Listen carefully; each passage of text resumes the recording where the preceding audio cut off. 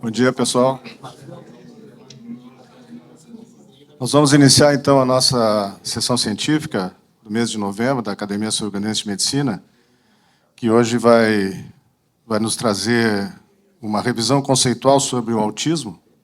Mas, antes de começar essa sessão, eu gostaria de dizer que, durante esse ano, nós tivemos um modelo de apresentação científica que saiu um pouco do que, convencionalmente, nós tínhamos aqui na academia, né, presidente? É um modelo de painel que construímos junto com o nosso diretor científico, o acadêmico Flávio Kapczynski, e que permitiu que a gente pudesse trazer mais acadêmicos para essa posição aqui de explanação, de discussão, etc.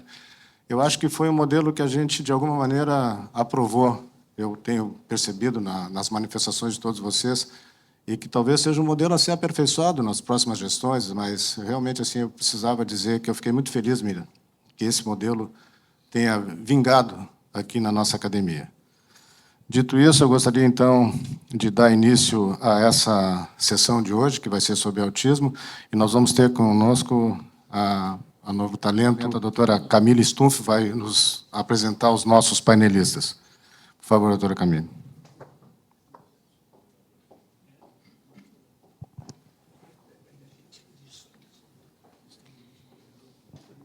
Bom dia a todos. Então, gostaria de convidar a professora doutora Carmen Gottfried, que é uma pesquisadora na área de neurociências, professora titular do Departamento de Bioquímica da URGS, orientadora nos programas de pós-graduação em Ciências Biológicas, membro fundadora da Iniciativa Internacional Award,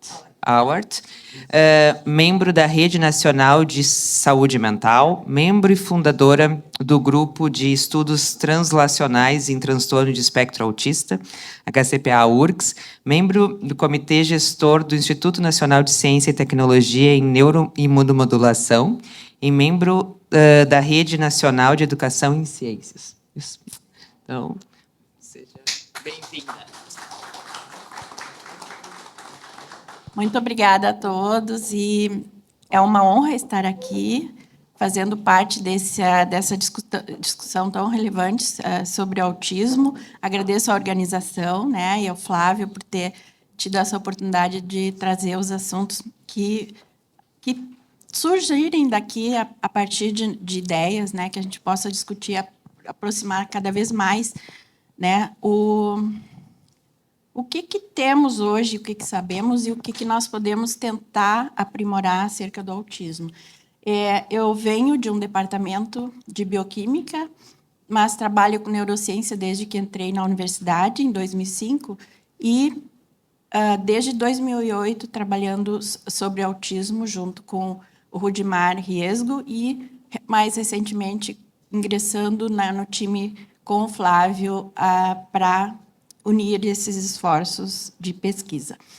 Então, só rapidamente, né, para um histórico acerca do autismo, a primeira vez que se ouviu falar sobre o assunto, sobre essa palavra, autismo, não tinha relação com o que temos no autismo hoje, né? Foi Paul Bleuler, em 1911. Gostaria de salientar muito essa pessoa, né, que foi a Grúnia Shukareva, uma russa, trazendo, então, uma mulher para o cenário, porque, até então, há pouco tempo ainda, as primeiras descrições eram descritas por esses dois pesquisadores. Na tese do Kanner, já tinha uma menção ao nome dela numa linha, ou seja, já era conhecida, já se sabia o que ela tinha publicado em russo, porém, mais tarde é que se viu que ela tinha sido, então, uma das primeiras pessoas a descrever autismo. Então, que é como nós conhecemos hoje. Só para fazer esse breve histórico. Com relação à prevalência, teve um momento que, claro, aprimorou-se o diagnóstico, aprimorou-se o conhecimento, a mídia salientou muito, então, aumentando a prevalência por conta de muito da divulgação, muito do conhecimento, muito da conscientização. E um epidemiologista canadense, um dos melhores em autismo, que é o Eric Fomboni, então ele salienta que nos últimos 4 anos não teve um grande impacto a nível diagnóstico, muito menos a nível de mídia, em países onde a epidemiologia está bem consolidada, como Canadá, Estados Unidos, Inglaterra. E, mesmo assim, a cada 2 anos, quando eles fazem a análise, nos Estados Unidos, crianças de 8 anos, todas são mapeadas, aumenta e aumenta. Então, isso indica que nós temos fatores ambientais de risco que estão contribuindo para esse aumento. Não é só, pode ter, melhora a nível diagnóstico, mas não justifica por si esse aumento, né? Chegando na última prevalência, 1 em cada 36 nos Estados Unidos, 1 em cada 58 no Reino Unido. No Canadá está semelhante ao Reino Unido. E no Brasil estima-se 1%. Mas não tem por que ser diferente desses outros lugares, porque é só porque a gente ainda não tem essa epidemiologia rigorosa e estudos feitos como eles, né? Então, é isso. A gente está tendo, e se a gente olhar para todo lado agora, a gente vê pessoas do espectro autista. E até alguns 10 anos, a gente não tinha tanto essa visão ou essa percepção, ou eram mais escondidos, e agora estamos vendo muito mais. Então, isso é uma outra coisa que a gente também é importante a gente discutir e trabalhar, que é a questão, né, que o Flávio talvez comente um pouco mais depois, do estigma, né, que a rede, o Renassan, tem um dos propósitos de também trabalhar isso em grande escala para reduzir o estigma, que as pessoas que recebam o diagnóstico tenham muito mais possibilidade de inclusão, de melhora de condições sociais a nível de sociedade. Bom, trazendo a área da neurociência, então, para cá, né? Se a gente considera apenas áreas relacionadas com comportamento social, nós temos muitas áreas encefálicas que podem ter relação com melhora ou piora do comportamento social. Tanto a nível cortical, quanto em regiões mais internas, né? E aqui está salientando a amígdala. São regiões que, de um grau ou outro, numa certa heterogeneidade, está relacionado com autismo, né? Como nós estamos falando, né, em renovar, rever conceito, né, a questão conceitual do autismo, eu gostaria de já trazer ao assunto o sistema espelho, né, de neurônios espelho. São regiões que, tanto aqui quanto... são 3, eu vou colocar aqui que vai ficar mais evidente. Ó, são essas 3 regiões, né, do córtex pré-motor, do motor primário e da parietal inferior. Então, são regiões que já se detecta o que chama neurônio espelho, que é a capacidade, então, de observar algo e ativar essas áreas, né, a nível de neurônios. Porém, a revisão conceitual, isso mais ou menos lá por 2013, teve um grande boom de estudos sobre neurônios espelho. E logo a partir daí, né, desde que se iniciou a estudar até 2013, todos, inclusive autismo, foi se colocando como uma das áreas mais relacionadas com autismo. Logo após, começou a cair, começou a se pensar, não, peraí, não é bem assim, não justifica totalmente, vamos com calma, e começou a cair, né, o termo científico de neurônio espelho na literatura, para hoje cerca de metade do que tinha em 2013. E aí, claro que a descoberta foi importantíssima, né? A teoria original é frequente, mas é criticada por ela ser simplista e super generalizada. Ok, tem um grupo de neurônios aqui, neurônios aqui que são ativados. Mas e a relação entre eles? Como que os ramos se interconectam? Como que isso, em termos de atividade mais forte ou mais fraca entre eles, se correlacionam? Então, os conceitos alternativos entram como codificação preditiva, ou seja, como que a integração entre eles decodifica uma mensagem através do estímulo e o processamento em redes, né, que interligam os neurônios que estão presentes nessas áreas que acendem, né, que são ativadas. E faltou aqui, mas oferecem explicações mais assertivas, né? Então, se nós conseguirmos integrar melhor esses neurônios, ficaria muito melhor. A teoria da mente também, né, é uma área muito relacionada com autismo e tem relação com neurônios espelho, a capacidade de se colocar no lugar do outro. É muito heterogêneo em termos no espectro autista.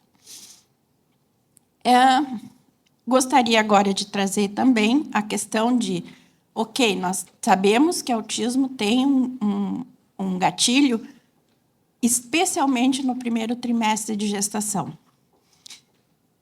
Pode estar relacionado com fatores genéticos, epigenéticos, ambientais, pode ter uma combinação ou uma prevalência de algum desses fatores.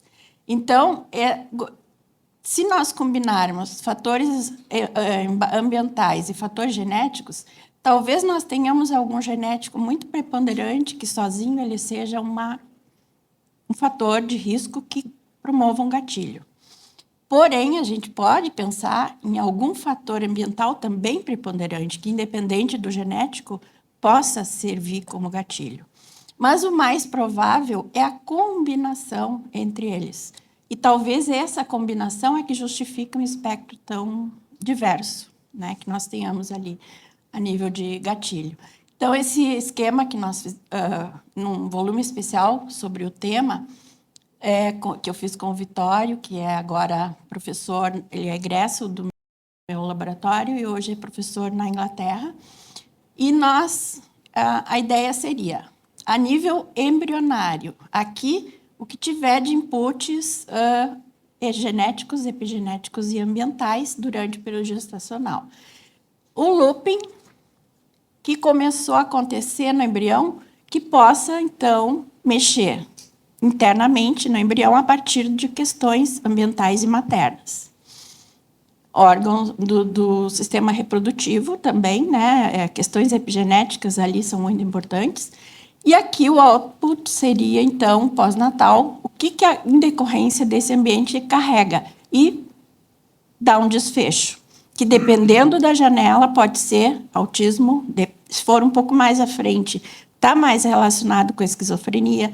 Então, a janela do neurodesenvolvimento é uma questão muito importante para que a gente possa entender a circuitaria. O que está acontecendo naquele momento, que fatores ambientais tão diferentes possam, como nós temos antiepiléticos, nós temos infecções, nós podemos, a questão do etanol durante a gestação, fatores muito diferentes.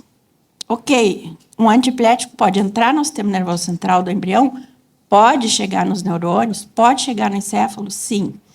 Mas tem a questão paralela aí que a gente tem que considerar, que esses antiepiléticos também mexem no sistema epigenético. E o ácido valproico, que eu vou comentar, liga no DNA também. Liga nas histonas também. Ele pode ser um fator epigenético. E pode, mães que tomam esse fármaco, poder carregar durante o sistema reprodutivo uma marca epigenética.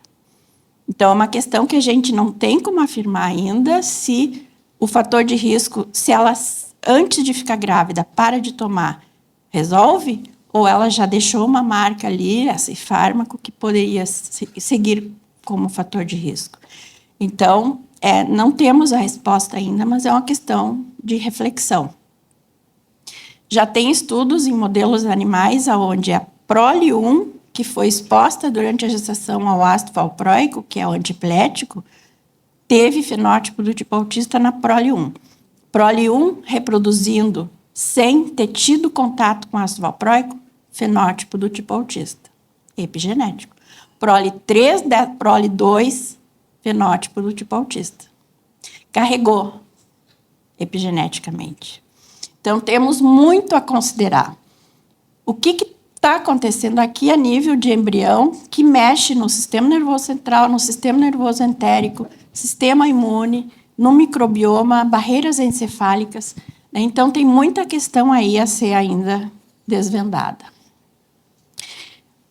O Depaquene, né, o Depakote, enfim, esse antiepilético, é um dos fármacos mais estudados, né, que a gente tenta entender o que ele estava causando para poder entender nas janelas do neurodesenvolvimento qual circuitaria mexe, qual sistema está promovendo gatilho, quais alterações epigenéticas, quais imunológicas, né? Esse estudo aqui foi um marco na literatura. Foi publicado aqui em 2013, né, com mais de 600 mil gestantes que os filhos depois foram acompanhados, né, para ver se tiveram diagnóstico de autismo ou não. O que esse estudo, por ter uma população grande, pôde observar? Mães que não tinham epilepsia, ou seja, não tomavam antiepilético, tiveram uma criança em cada 121 mães com diagnóstico de autismo. Aquelas que tinham epilepsia, que tomavam ou VPA ou outros antiepiléticos, elas foram separadas. Outros antiepiléticos que não esse, uma em cada 74. Especificamente esse, uma em cada 39. Então, esse fármaco tem um poder de gatilho muito grande a nível embrionário. E mais relacionado com o primeiro trimestre de gestação. Importantíssimo, né? Isso já foi muito mostrado na literatura, vacina não causa autismo. Isso é outra coisa que está difícil de lutar, está difícil de vencer o movimento anti-vax, está difícil de fazer com que isso seja, de uma maneira, alcance a população e evite, né, que novas doenças já controladas voltem. Então, essa é uma questão bem difícil ainda, né? E temos aí 100 anos, desde a Grúnia Chucareva até hoje, de estudo em autismo. O que a gente pode dizer? A etiologia ainda é pouco compreendida, fatores ambientais muito diferentes entre si, causando um desfecho, né, que está relacionado com autismo, antiepilético, vírus, né, infecções, etanol. E não temos ainda biomarcadores que possam antecipar um diagnóstico já a nível de recém-nascido. Temos evidências fortes de alteração no sistema imunológico, e isso é um grande passo para a gente poder entender por que fatores ambientais de risco tão diferentes possam promover um desfecho como autismo a nível gestacional. É possível que esses fatores ambientais de risco estejam fazendo com que o sistema imunológico materno muda para não rejeitar a prole, né?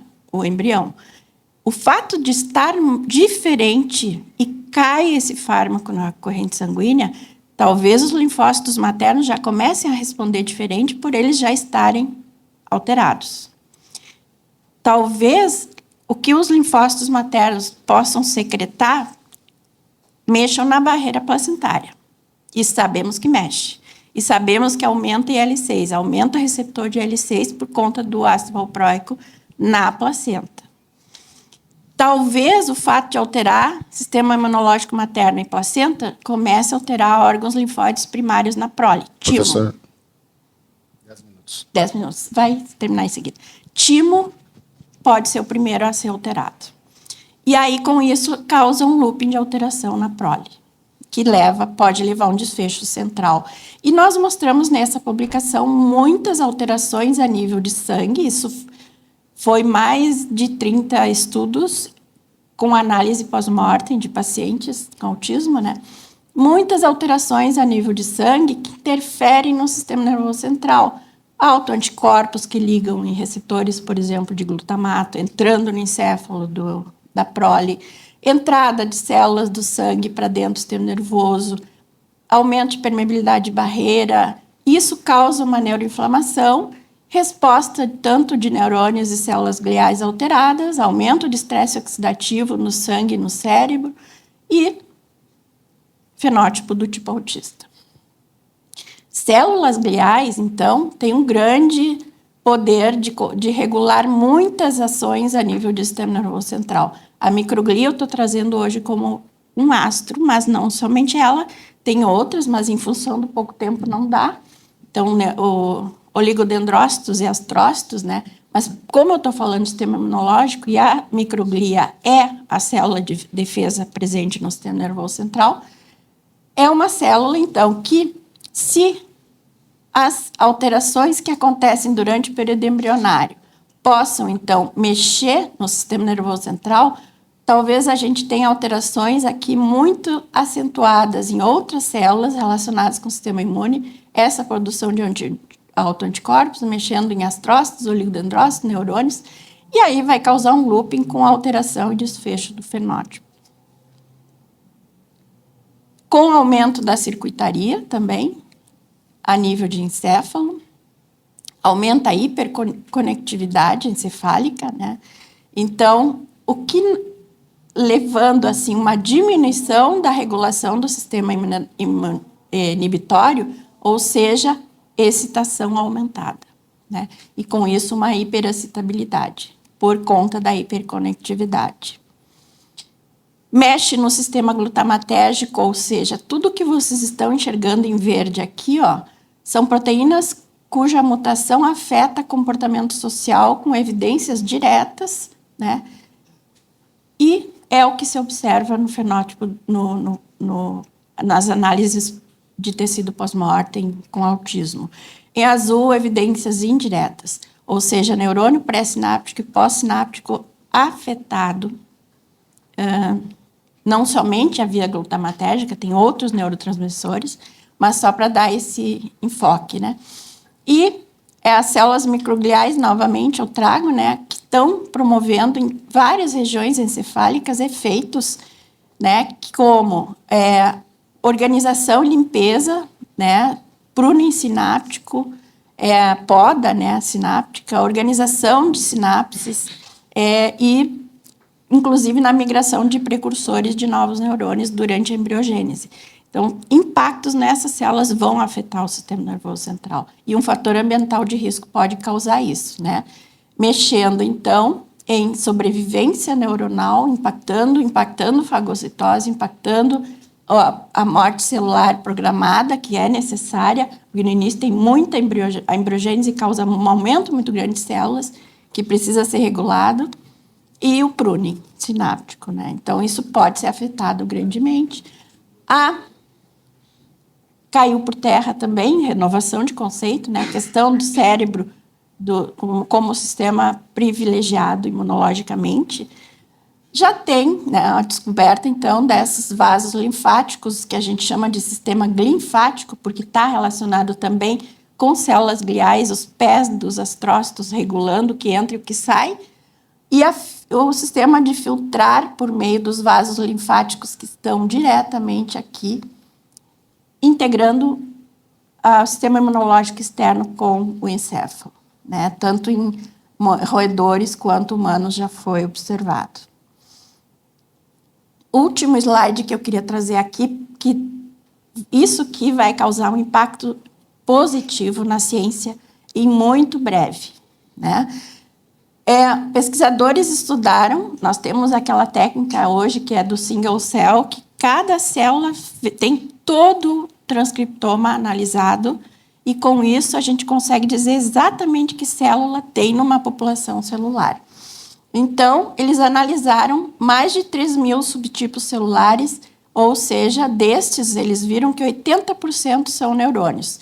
O que eles tiveram? 26 encéfalos de diferentes, relacionados com o primeiro trimestre de gestação, né, em modelos, 26 dissecados em 111 distintas amostras biológicas e conseguiram, então, uma coleção de 1,6 milhões de células que foram analisadas e que seu transcriptoma todo analisado.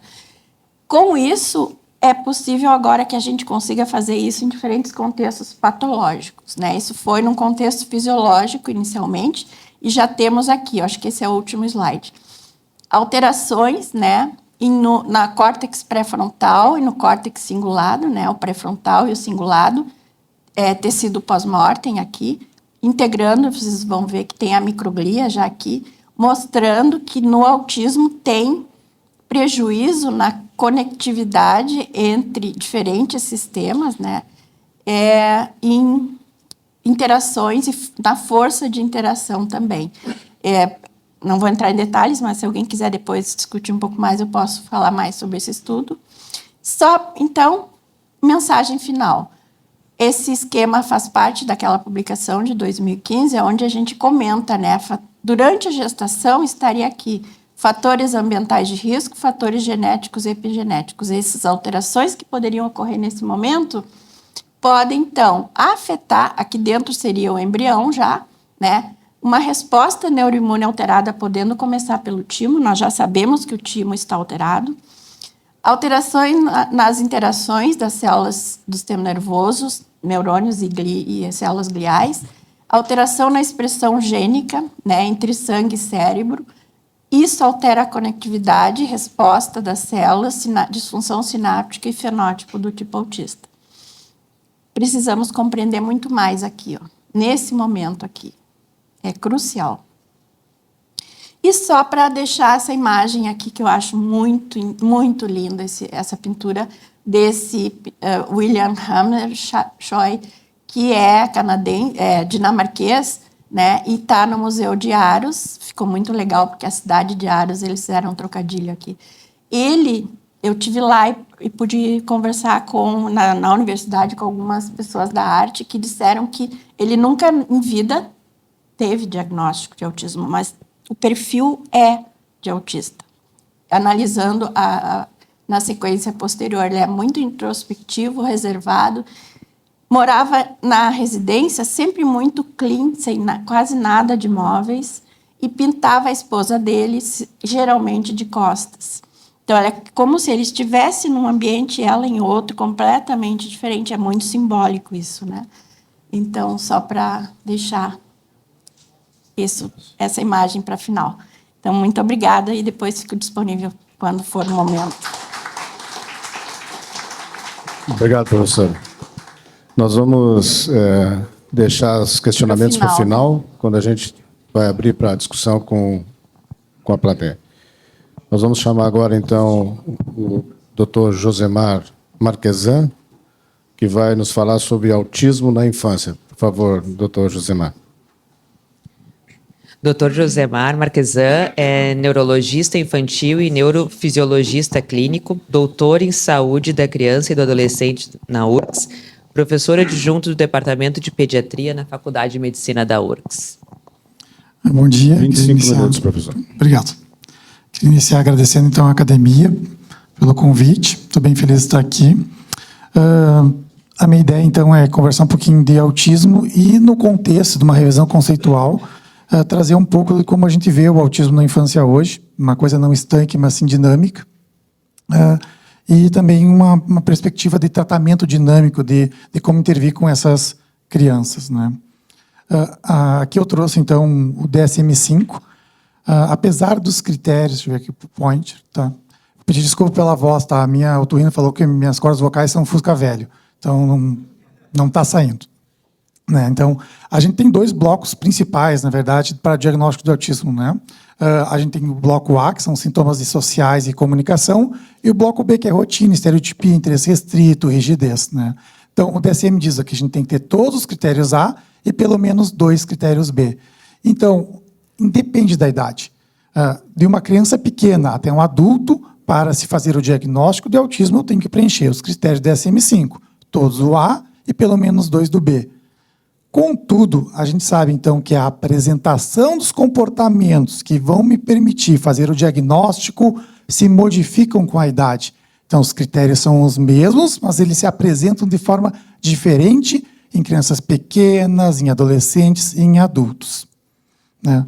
E essa apresentação, então, que varia, que flutua conforme a idade, ela está muito vinculada, então, ao neurodesenvolvimento. Então, não é esperado que eu tenha características autísticas numa criança num escolar em relação a um adolescente, um adulto ou um idoso.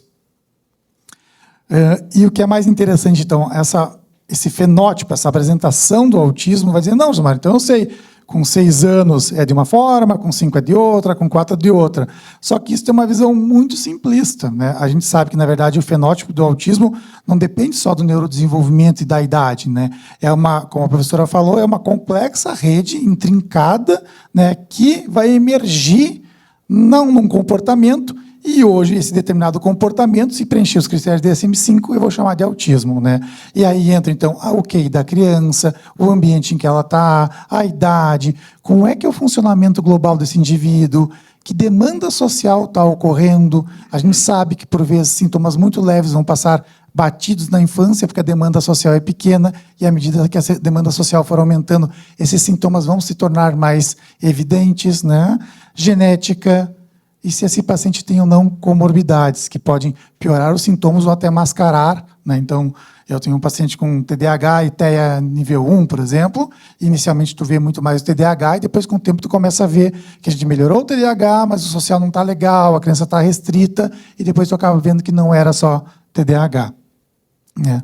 Então, se eu afirmo que os sintomas se modificam com o neurodesenvolvimento com a idade, isso vai impactar diretamente no meu diagnóstico e vai impactar diretamente no meu tratamento. Eu sei que, de maneira geral, a gente fala de sintomas para depois ir para tratamento, mas eu achei que cabe inverter aqui. Né? E aqui estou falando de objetivos do tratamento na infância. Né? O tratamento no autismo da infância tem 2 pilares básicos. Tá? Desenvolver habilidades e extinguir comportamentos que trazem prejuízo. Quando eu falo em desenvolver habilidades, eu estou falando em quê? Permitir que essa criança atinja os marcos do desenvolvimento que eu espero para a idade. Então, essa criança não pode ficar atrasando os marcos do desenvolvimento. E, ao mesmo tempo, que ela vá tendo condições de criar habilidades adaptativas, de se modular o ambiente e responder ao ambiente social cada vez mais complexo. Ao mesmo tempo, eu preciso também extinguir comportamentos que trazem prejuízo, como estereotipia, agressividade, rigidez. Só que eu acho que aqui é a grande chave que muda do tratamento de crianças pequenas que o neuropediatra vê e do tratamento que quem acompanha adultos. Eu preciso garantir que essa criança se desenvolva. Eu preciso garantir que essa criança chegue numa fase independente. Quem trabalha com criança e faz diagnóstico de autismo, a primeira coisa que os pais me falam é: o meu filho vai ser independente? Na vida adulta ele vai morar sozinho? E quando eu tenho uma criança pequena, eu falo, eu não sei, talvez não. A gente vai fazer tudo para tentar garantir isso. Tá? Então, o nosso pilar do tratamento inicial é desenvolver habilidades. Nesse contexto, então, e falando em conceitos, a gente tem 2 conceitos básicos do tratamento do autismo em crianças que a gente tem que ter. Primeiro, carga horária. De maneira geral, os estudos desde 87 mostram que maior intensidade de terapias estão relacionados a melhor prognóstico e maior independência. Né? Esse estudo é o clássico, é o primeiro que mostrou essa correlação com intensidade de tratamento. Então, as crianças que receberam 40 horas de tratamento por semana, 8 horas por dia, 47 evoluíram com cognição normal. Das crianças que receberam terapias de menor intensidade, somente 2% evoluíram com cognição normal. O que acontece? Desde 87, então, os estudos têm demonstrado isso, que existe uma correlação direta entre resposta e intensidade. Só que isso tem mudado um pouquinho. Né? Então, maior intensidade, maior carga horária, melhor é a resposta. Só que essa noção de intensidade, ela tem flutuado um pouco num contexto de não só de carga horária semanal, mas de contexto assim, horas por semana, vezes semanas de tratamento. E daí a gente cai em outro conceito importante na infância, o diagnóstico precoce. Se quanto maior a minha carga horária total de tratamento, quanto mais cedo eu começo a tratar, mais tratamento eu vou ter. Exemplo, uma criança de 4 anos, diagnosticada aos 3, eu vou ter 1 ano de carga horária semanal de 1 hora. Uma criança que fez diagnóstico com 1 ano e meio, até os 4 anos, eu tenho 2 anos e meio. Somando o tempo, quem tem mais carga horária de tratamento? Claro que a questão da idade precoce tem essa da intervenção mais precoce, tem toda a plasticidade cerebral que a professora acabou de falar, que isso impacta, né? E no autismo a gente pensa muito no acúmulo de defasagem, no acúmulo de perdas. De novo, se eu tenho uma criança com não verbal aos 4 anos, sabendo que as crianças começam a falar palavras com 1, eu tenho 3 anos de defasagem. Eu tenho que correr atrás de 3 anos. Se eu faço o diagnóstico mais precoce, por exemplo, uma criança de 1 ano e meio, que ainda não fala, eu tenho 6 meses de atraso. Que é mais fácil de eu correr atrás. Então, cada vez mais a gente tem a intenção de diagnosticar e intervir precoce. Esse é um trabalho israelita que saiu em 2022, que ele é muito bonitinho. Tá? Olha só, carga horária, que para neuropediatra, 3 horas semanais é pouco. Tá? Mas o que eles fizeram? Eu consigo dar pouca terapia, vamos ver se funciona. Cortaram em 2 grupos. Grupo que começou a intervir antes dos 2 anos e meio, grupo que começou a intervir depois dos 2 anos e meio. As crianças que começaram a ser tratadas antes dos 2 anos e meio tiveram 3 vezes mais chance de evoluírem bem do que as crianças que começaram a tratar depois dos 2 anos e meio. Né? E o interessante é que eles avaliaram também o gênero, tanto meninas quanto os meninos se beneficiaram de ser tratado de forma bem precoce. Vou quebrar tudo aqui, desculpa. Então, conceito, carga horária e precocidade de intervenção. Gilmar, tu fica falando precoce, precoce, precoce. O que é precoce? Na verdade, na literatura não tem uma definição de idade precoce. Mas quando a gente começa a avaliar os artigos e, de modo geral, assim, o que a gente considera assim, intervenção precoce é aquela que começou abaixo dos 3 anos. Depois dos 3 anos, eu já tenho muita perda. Tá? Então, voltando ao nosso slide anterior, se eu preciso tratar precoce, eu preciso conhecer os sintomas ao longo do tempo para diagnosticar precoce e poder tratar, quase que vira um circuito. Então, eu preciso entender como é que evolui o autismo, e o autismo é dinâmico na infância. Tá? Aqui eu coloquei a idade em meses. Né? Então, a gente sabe que, a partir dos 18 meses, a gente tem uma maior clareza em sintomas e uma maior segurança em dizer que essa criança está começando com sintomas de TEA. Tá? Inclusive, as escalas começam a surgir depois dos 18 meses. Né? Antes dos 18, é um desafio diagnosticar autismo. Né? Inclusive, a gente não tem escalas, e tem escalas aqui perto de 12 meses que não funcionam bem, e, de maneira geral, as escalas de rastreio para criança muito pequena são escalas de desenvolvimento global, que a gente acaba depois transpassando para autismo. Tá? E por que é tão difícil nessa idade, Josemar, diagnosticar tão precoce? Primeiro, os pais não percebem diferenças em crianças pequenas. Como são crianças com neurodesenvolvimento muito incipiente, há pouca demonstração dos sintomas. Né? Então, os pais não percebem que a diferença dessa criança às crianças que vão evoluir com um comportamento típico. E quando é que eles começam a perceber? Em torno dos 18 meses. Né? Que eles começam a ver que as crianças, então, não estão funcionando como os pares. E a principal queixa dos pais é atraso na fala. Outra dificuldade de identificação do autismo em crianças pequenas é que nós temos mais ou menos 3 padrões de instalação, de evolução do TEA em crianças pequenas. O padrão de início precoce, início tardio e o padrão em platô. Como é que é o padrão de início precoce? O início precoce, então, é uma criança que lá com em torno de 6 meses eu já consigo perceber que essa criança não está funcionando de forma típica. Essa criança já começa a ter atraso de socialização, interação, resposta ao nome. Então, esse aqui é o nosso ideal de tentar diagnosticar muito, muito, muito precoce, pelo menos os sinais de alarme, e talvez já começar a intervir. Tá? Então, é uma criança que vem desde muito precoce, atrasada, e se mantém atrasada, e cada vez mais os sintomas vão aparecendo. Aqui, antes dos 18, os pais não conseguem enxergar, aqui fica muito mais claro e eles vêm procurar um médico. Nosso ideal é que a gente conseguisse intervir já aqui. As crianças de início tardio. Essas crianças têm um desenvolvimento normal até os 12 meses, e com 12 meses, de maneira geral, os pais falam. Ela falava, ela interagia, e tudo parou. Ela evoluiu. Então, essas crianças, eu não consigo detectar antes dos 12 meses sintomas, porque até os 12 meses eles funcionavam de forma típica. Mas o que é interessante? Tem alguns estudos com vídeos caseiros dessas crianças antes das queixas dos pais surgirem. e nos vídeos caseiros a gente já consegue ver que a criança está se modificando. Então, se fala que talvez eu teria, sim, uma capacidade de rastrear um pouquinho antes essa criança e já começar a fazer uma profilaxia, uma intervenção, para evitar que os sintomas se instalem de verdade com o tempo. E, por fim, o implatô, que também a gente tem uma dificuldade de detectar, porque a criança vem com desenvolvimento normal até 1 ano, mas é aquela criança que vem normal e desacelera. Então, com 1 aninho, fala 2 palavrinhas, ela interage, mas à medida que vai passando o 2º ano, as palavras não aumentam, a interação dela continua, com 2, 3 anos, continua uma interação de uma criança de 1 ano. Então, é uma criança que lentifica o desenvolvimento e o autismo vem cada vez mais se consolidando. É importante que, principalmente nesse 3º grupo, mas não só nesse, eu falei, lembra no início da conversa sobre os critérios A, que são sociais, e o critério B, que é rotina, estereotipo e interesse restrito. Não é incomum as crianças apresentarem o quadro completo do autismo com o aparecimento dos sintomas do eixo B só perto dos 3 anos.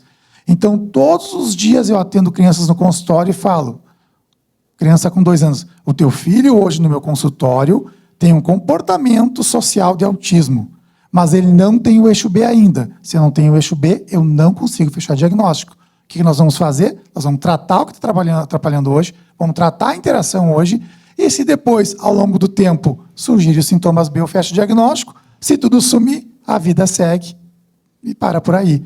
Mas é bem comum, eles virem, eu começo a tratar, e na volta, vem com o flapping, né? Está até melhor da comunicação, mas depois surge a rotina, surge o interesse restrito. E é por isso que, às vezes, o acompanhamento longitudinal é muito importante. Isso em crianças, assim, que têm defasagens sociais, às vezes mais discretas, e depois tu vai ver que isso piora com a demanda social e começa a surgir um hiperfoco, um interesse atípico, gosta de colecionar selo, gosta de... Eu tenho paciente que o prazer não é no parque, ele vai na Colombo olhar a máquina de lavar.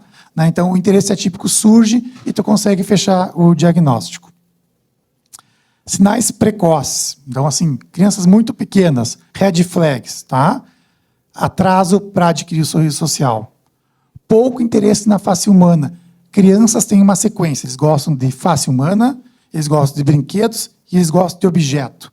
Se prefere objeto à pessoa e prefere objeto a brinquedo, pode ser um sinal precoce. Claro que esses achados isolados não são diagnóstico, mas acendem um alerta para a gente ficar mais de olho nessa criança. Né? Não sustentar o olhar, não olhar para a família, não responder ao chamado, preferência por dormir sozinho, não gostar que toque, que embale. Algumas crianças, né, tu vai pegar a criança no berço, o que o nenê faz? Levanta o bracinho. A criança está no berço, o pai chega a pegar, não levanta o bracinho. Né?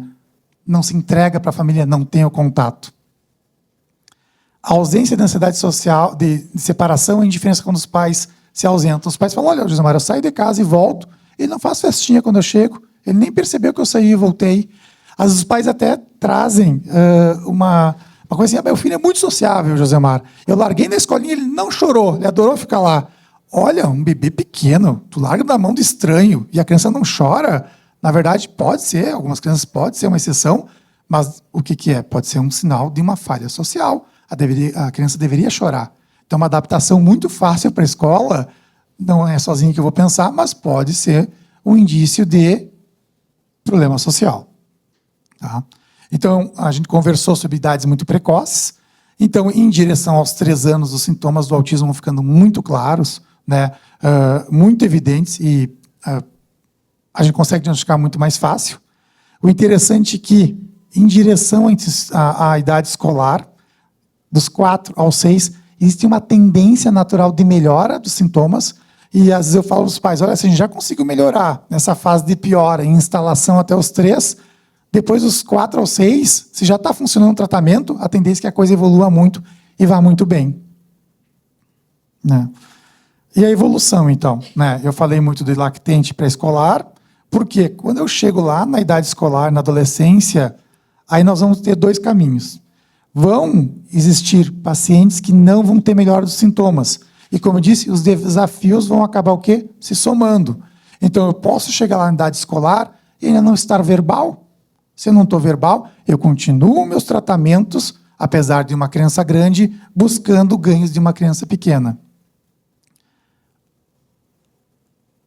Então, algumas crianças chegarão na adolescência com as mesmas dificuldades das idades anteriores. Então, eu não vou conseguir progredir, eu não vou conseguir evoluir com o meu tratamento. Eu vou continuar batendo na mesma tecla, só que olha a defasagem aumentando, olha a perda, o risco de não ser independente, né? Enquanto outras, sim, elas vão reduzir sintomas, elas vão evoluir, e aí, como a demanda social vai aumentando, novos desafios vão ir surgindo. Então, só para me exemplificar, 2 caminhos muito diversos. Até 30% dos meus pacientes vão chegar na adolescência não verbais, eles não vão falar. E de 3, alguns lugares falam até 25, vão chegar na adolescência tão bem que se a gente chegasse em outro colega, vamos tentar fazer diagnóstico, tu não consegue fechar, que os sintomas estão tão leves ou fragmentados que tudo passou e a vida vai ser boa. Eu quero mostrar um vídeo para dar um exemplo. Travou?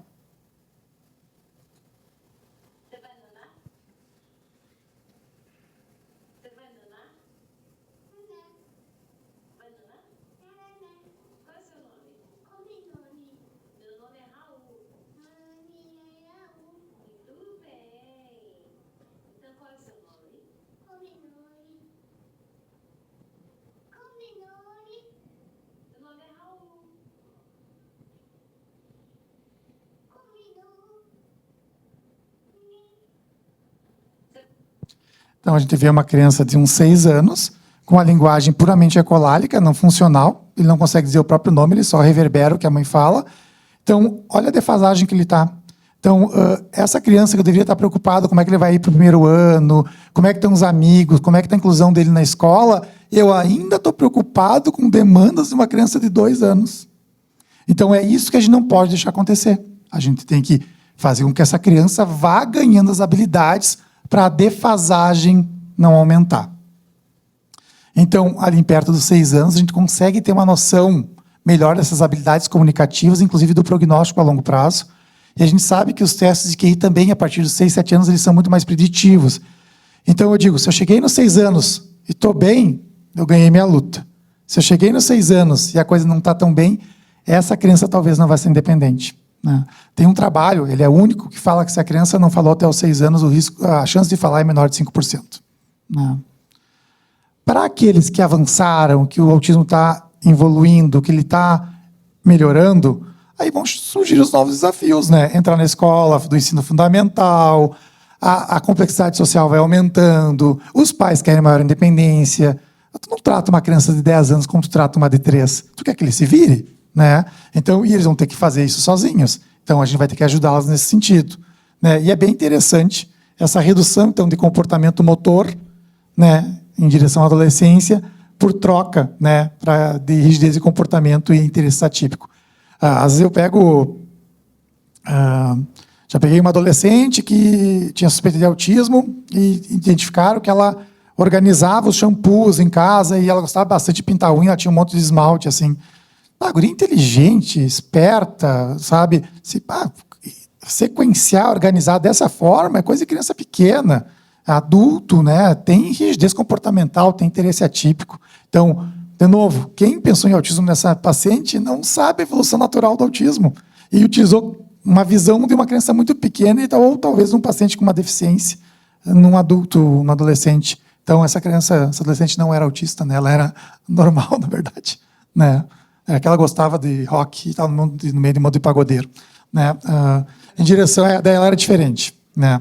Na adolescência, tem uma tendência então, também de melhora, mas 10% pioram. Tá? E, de novo, maior demanda, né? Tem todo um planejamento de transição para a vida adulta. Eu tenho uns pacientes que estão chegando na faculdade agora e estão indo morar sozinhos, né? Sentimento de inadequação. Para aqueles pacientes que continuam graves na adolescência é um problema, porque eles estão maiores, eles estão fortes, a gente não consegue conter numa agitação psicomotora. Né? Existem treinamentos específicos para a família de como conter em pé e como conter no chão. Semana passada mesmo a gente teve que conter uma criança no chão, no meu consultório.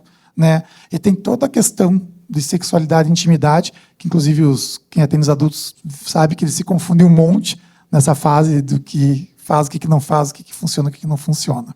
Concluindo, os critérios diagnósticos independem da idade, os sintomas se modificam com o neurodesenvolvimento e o contexto social e ambiental. O diagnóstico precoce está associado a melhor prognóstico, e leia-se independência. Algumas crianças, sim, manterão os mesmos desafios ao longo de toda a vida e não serão independentes. E outras irão reduzir os sintomas e vão apresentar diversas dificuldades que a gente vai conseguir trabalhar relacionadas às novas demandas, né? Então, a gente fala hoje numa estabilidade do diagnóstico de 80%. Então, de maneira geral, quando eu digo que uma criança tem autismo aos 2 anos, eu acerto em 80%. Muito obrigado.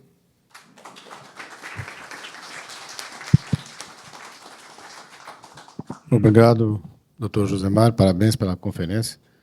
Gostaria de chamar o acadêmico Flávio Kapczynski, que vai falar, então, sobre o autismo na adolescência e no adulto. 25 minutos. Doutor Flávio.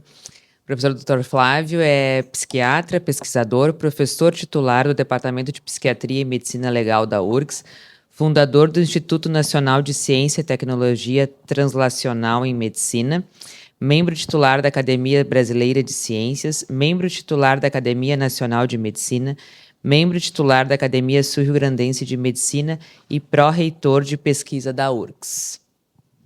Obrigado.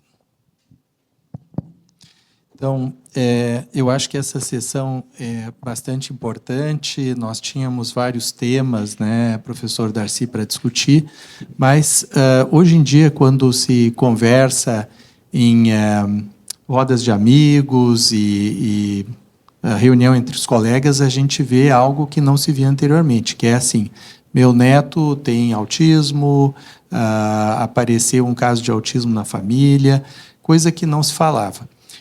Antes de começar aqui, eu estou controlando meu tempo, não se preocupem, por que isso está acontecendo, certo?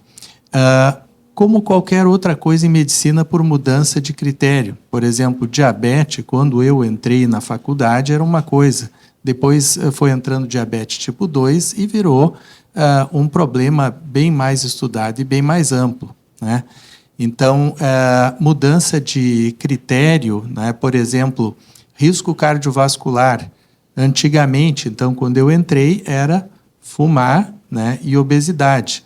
Aí depois entrou vários outros parâmetros, se desenvolveu o conceito de síndrome metabólica, as coisas evoluíram, né? Nesse caso, o que aconteceu basicamente, assim, que eu acho que é uma mensagem que vocês precisam tirar daqui? Juntou-se o autismo perceptível na infância, aquele que hoje em dia se chama nível 3 e 4, certo? Com um outro cluster de sintomas, que era chamado de Asperger, certo? Então, vocês vão lembrar, o fulano tem Asperger, é aquele sujeito genial e que não consegue se relacionar muito bem com os outros, ou tem, às vezes, um comportamento extravagante ou diferente, né? 6 anos não falou, né? O Einstein não falou aos 6 anos, né? Depois de 6 anos, ele não só falou, como virou um gênio, né? E aí a gente deve lembrar da seguinte questão: esse autismo tipo Asperger, tá? Que é esse que envolve altíssimas habilidades, muitas vezes, ele segrega junto com a inteligência. Então, a natureza é aquela história, ela dá com uma mão e tira com a outra. Pessoas muito inteligentes, com QI muito alto, têm alta chance também de ter esse tipo de problema. Eles desenvolvem muito na cognição e eles não são muito bons na área social. Ao ponto que, falando sobre esse mesmo assunto dentro da universidade, esses departamentos aí de matemática pura, física teórica, conversando com o pessoal, um professor me disse assim: olha, isso aí para nós é critério para entrar no departamento. Se não for assim, nem entra, né?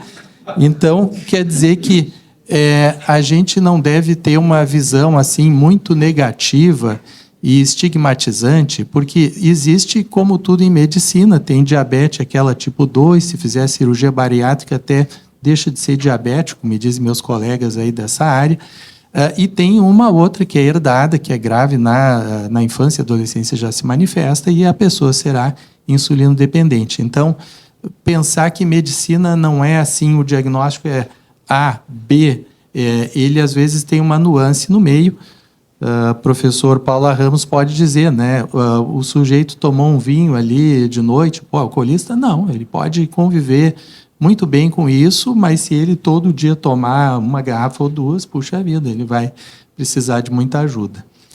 Muito bom, então isso aqui já foi visto, né? Os pioneiros, em geral, como tudo em medicina, quando a gente descreve, são casos mais graves, né? É o mais chamativo, né? E depois a gente vai tendo uma percepção mais de nuance, né? Então, lembrar que tudo mudou na medida que os novos critérios foram sendo adotados. E, a partir daqui, eu vou usar os slides como uma base para vocês, mas eu quero passar uma experiência clínica, né, para vocês entenderem como é que isso aí se manifesta na prática. Falava, então, o Josemar, ali antes, que uma criança que ela tem esse nível mais grave, 13, 4, já ali, nos primeiros meses, ele vai notar, a mãe vai levar, a criança não está falando direitinho, e aí os pediatras é que vão dizer, leva no neuroinfantil, né? E aí virar o diagnóstico. Às vezes, quando o nível é mais baixo e envolve, inclusive, habilidades intelectuais especiais, a coisa vai andando. Ali na escola, né, tem a professora, tem a rotina, aí as mães fazem toda a vida social da criança, basicamente, e a coisa passa batida, né? Chega na puberdade, aí começa o bullying na escola. Ele é diferente, os outros pegam no pé, né? E começam aí os problemas. A questão da interação com os colegas, ali pela puberdade se formam os bolinhos, as panelinhas, e aí tem aquele que vai ficar excluído, ele não tem aquela malandragem de ir entrando nos grupos, né? Que nós chamamos, então, de habilidades sociais. E aí a coisa fica mais clara e mais visível, né? Então, não é que ele não tinha nada antes, ele tinha alguma coisa e, na medida que as demandas do ambiente foram se tornando maiores, a coisa fica mais visível, né? Então, aqui já se falou sobre a questão da prevalência, e aí, então, a pergunta sempre fica sendo, mas qual é a prevalência no Brasil? E aí aquela história, não sabemos, a gente olha dos Estados Unidos. A gente ganhou agora, no ano passado, na verdade, um financiamento do Ministério da Ciência e Tecnologia, tá? Perguntando para a gente, vem cá, afinal de contas, quanto tem de depressão no Brasil, quanto tem de esquizofrenia, quanto tem de autismo, né? Porque a gente fica copiando as estatísticas, mas não tem. E aí nós organizamos agora um estudo enorme, né, desde aquelas micro-regiões lá da Amazônia, ribeirinhas, até aqui, né, as regiões mais remotas do Rio Grande do Sul, usando os dados do IBGE para produzir um censo, né, de algo muito complicado, que é dar diagnóstico de doença mental. Imagina se diagnosticar desfechos mais duros, né, por exemplo, teve infarto ou não, às vezes é complicado, imagina quando a gente mede comportamento. Então, a metodologia é identificar as pessoas, a gente faz um rastreio e depois, esses que têm, pelo rastreio, dão positivo, a gente faz uma análise mais profunda, né, usando métodos diagnósticos e entrevistas ditas síncronas. Então, essa pessoa leva um computador lá para a casa do indivíduo e ali ele se entrevista com alguém aqui do Hospital de Clínicas, né, que pode, então, dar esse diagnóstico com mais clareza. Mas nós temos uma questão que chama atenção. Mudou o critério, tudo bem, mas só mudança de critério não explicaria essa curva crescente. Tem alguma coisa aqui estranha acontecendo, né? Qualquer médico olha isso aí, ele vai dizer, tem algum fator ambiental. E eu quero ressaltar, a Carmen lembrou do ácido valproico, porque ele, inclusive, é um modelo experimental, né, de induzir autismo em animais. Mas, e a idade da gestante? Hoje em dia, para uma mulher ter filho, ela primeiro tem que ser independente, depois ela tem que trabalhar, se for uma médica, tem que fazer residência, depois mestrado, doutorado, pós-doutorado, e a verdade é que a idade da gestação está sendo cada vez de uma mulher com mais idade, certo? Isso é um enorme fator de risco, tá? Para qualquer coisa do neurodesenvolvimento, porque o ser humano ele procriou sempre ali pelos 20 e poucos, né? E a gente é fabricado assim. Então, o retardo na idade gestacional produz esta situação. Outra, o nosso avanço médico na fertilização, né? Então, a gente pode, uma mulher mais idosa, ela pode conceber, né? Mas quais serão as circunstâncias, né, de desenvolvimento desse embrião desde o início? Não necessariamente terá problema, mas os fatores de risco vão se acumulando. E aí vocês perguntarão, e o pai? Pois então, a idade paterna, muito mais do que a materna, é um alto fator de risco, talvez o maior fator de risco para problemas do neurodesenvolvimento. Então, a ideia é que, né, nós homens estaríamos assim, né, zerados até os 90, pode ter filho, tá tudo bem, até pode ser, mas existe um acúmulo, né, de danos celulares que a idade nos produz, em todos nós, né, e que vão para os gametas também, né? Então, não tem dúvida que isso vai mudar, né, como é que isso aí vai se expressar populacionalmente. Então, quando a gente olha, né, puxa vida, a mídia agora criou uma nova epidemia, né, e tudo tem mídia, né? Hoje em dia é um inferno, a gente vê colegas anunciando tratamento pela internet, e então aí nesse lado mercadológico, quanto mais gente doente, melhor para quem quer ganhar dinheiro. Então, existe esse fator de confusão, mas tem um outro que esses melhores cientistas estão vendo, é que a coisa está aumentando, né? Bom, então, aqui temos, né, que pode produzir, né? Hipóxia neonatal, complicações. O acadêmico Sérgio Martins Costa sabe que isso aí, né, todo cuidado é pouco nesses momentos. Diabetes gestacional, o ácido valproico, né? Então, já foi falado. O intervalo muito curto entre uma gestação e outra, a idade materna, a idade paterna, mais risco do que a materna, certo? Termos um irmão com o espectro é um grande fator de risco, né? Então, a genética, junto com o transtorno bipolar, o transtorno do espectro autista é a doença psiquiátrica mais herdável, tá? Então, a herdabilidade é altíssima, tá? Nascer pré-termo, então, né? Acadêmico Jefferson, as incubadoras são um grande avanço, né? Crianças são mantidas ali né, desde uma idade, às vezes, bem tenra, né? E isso é ótimo, que bom, estamos salvando vidas. Mas boa parte do nosso neurodesenvolvimento ocorre após o nascimento, certo? Então, depois que a criança nasceu, muito da maturação está ocorrendo ali. E aí, se essa maturação for discretamente alterada, ela não vai produzir, assim, tipo hemiparesia. Ela vai produzir essa sutileza, né, que é o nosso comportamento social. Das coisas mais difíceis de adquirir, é essa destreza, né, de interagir com outras pessoas de maneira harmônica. Obesidade, né, e o uso do ácido fólico é protetivo, né? Isso já faz parte dos protocolos aí que os nossos colegas da ginecobstetrícia e da pediatria têm buscado.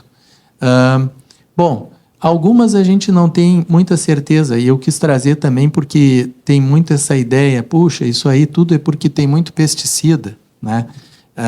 Então, coitado do pessoal do agro, agora virou o Judas, né? Então, se usa adubo, vai causar autismo. Se usa pesticida, causa autismo. Se usou transgênico, meu Deus do céu, né? A verdade é que isso aí é tudo especulação, não tem evidência firme, né?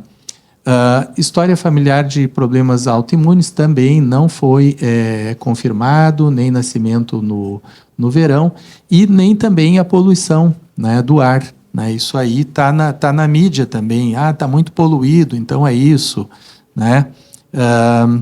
Se tem um efeito nesse sentido, talvez tenha mesmo, mas é aquilo que a gente chama, né, em medicina de pequeno tamanho de efeito. Tá?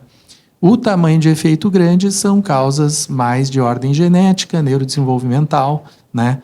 Como bem, né, a acadêmica Temis nos ensinava o Ricardo Halpern, né, que foi, né, infelizmente faleceu precocemente, mas foi um precursor aqui no nosso meio de estudo dessas condições, foi com quem eu muito aprendi. Tá? E as claramente que não são fatores de risco são ruptura prematura de membrana, hipertensão, cesárea, né?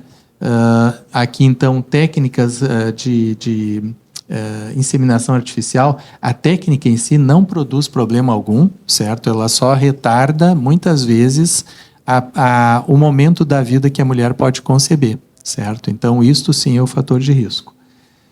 Vacinação, né?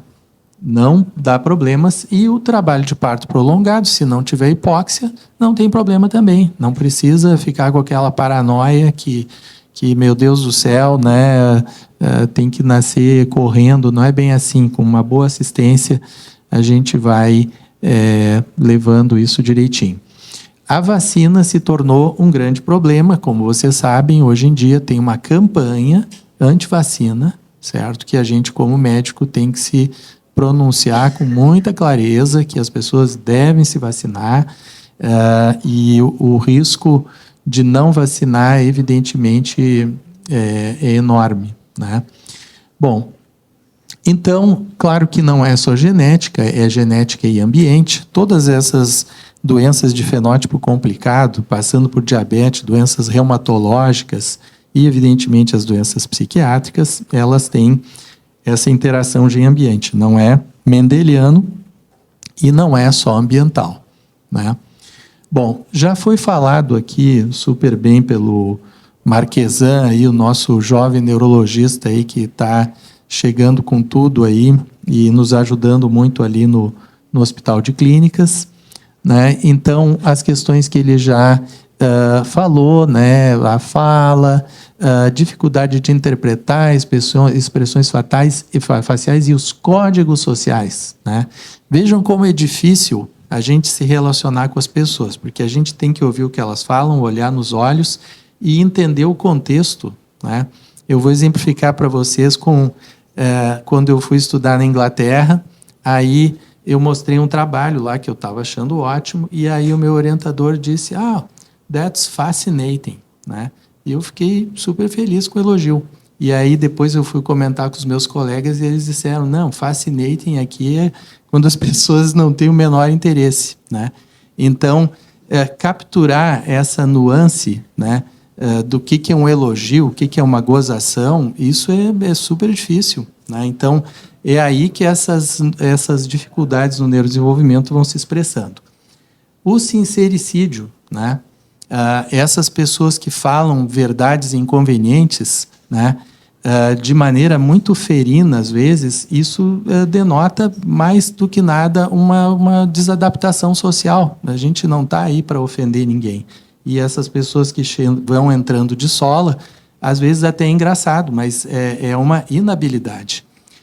A criança também tem já essa percepção, eles não querem ofender, mas alguns deles vocês verão que eles dizem, puxa, né, como tu tá gordo, ou então o tio tá muito gordo, puxa, o tio, ou então as pessoas idosas, a mulher, ela adquire o buço, pô, aquela mulher, vó, tu tá com bigode, né? Então, essa ingenuidade, e isso até que é um pouco festejado na infância, às vezes passa do limite, e é um sinal de alerta, porque eles não estão conseguindo captar esse código social. Né? Bom, a outra coisa, a pilha social. Né? Então, ir para lugares muito barulhentos, shopping center, a tal da festinha de aniversário. Quem tem...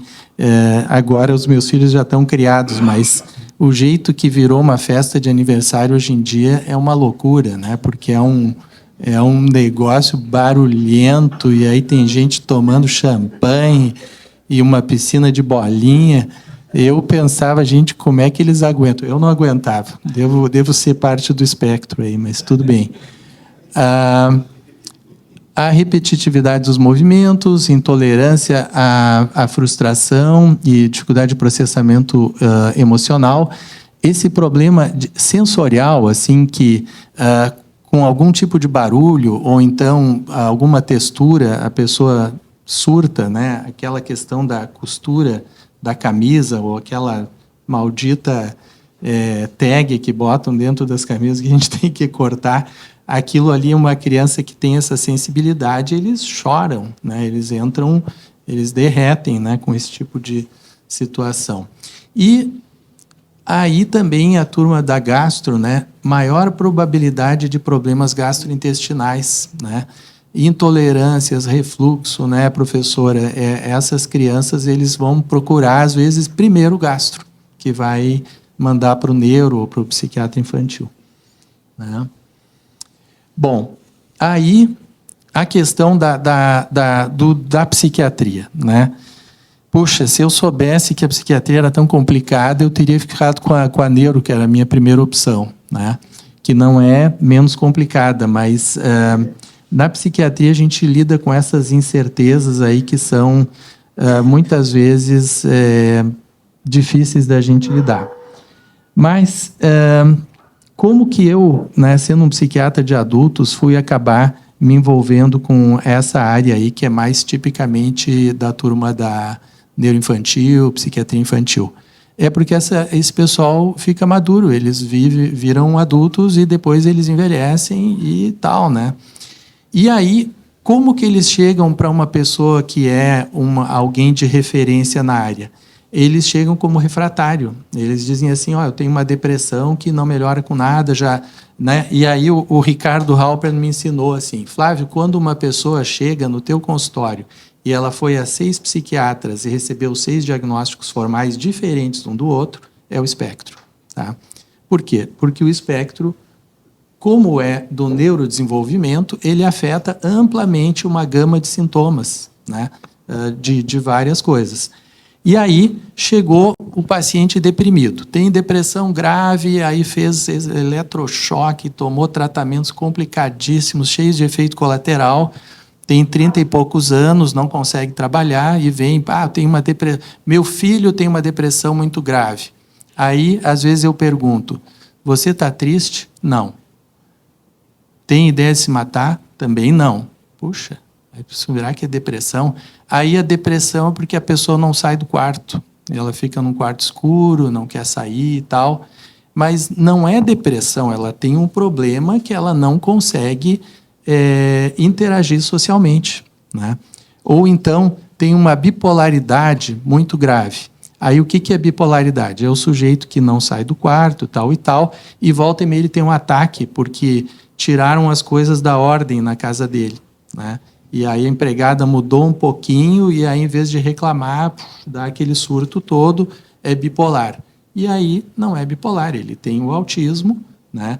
Num nível mais leve, escapou os pediatras, escapou o neuroinfantil e foi indo, e depois a gente vai ver ali mais adiante.